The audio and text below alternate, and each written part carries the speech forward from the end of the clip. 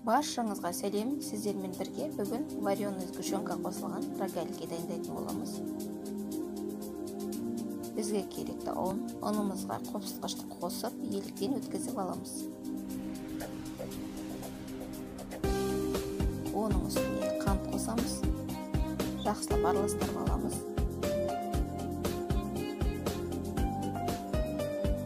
Ары қарай сары майымызды қосып, жақсылап езіп аламыз.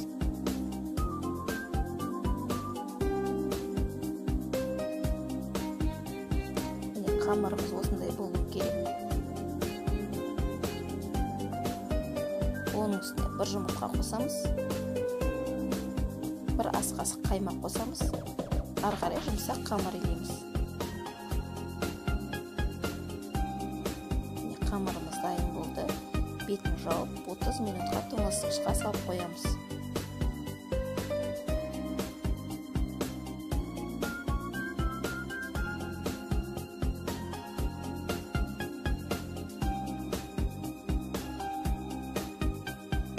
Қамырымызды осылай үш бөлшекке бөліп аламыз.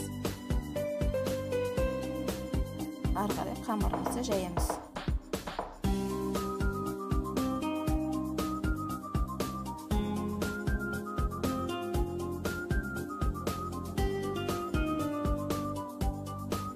Барлығын видеодағыдай кесіп аламыз. Ары қарай ішіне вареный сгущенкаларымызды саламыз. Сосын видеодағыдай ары қарай ораймыз. Барлығын осылай орап шығамыз.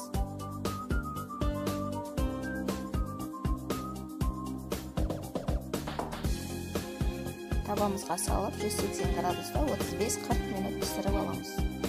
Рогаликтеріміз дайын болды. Өте жұмсақ әрі дәмді болып шығады. Менің рецептіммен дайындап көріңіздер.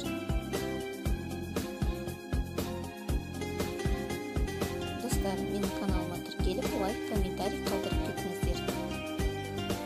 Баршаңызға көп рахмет.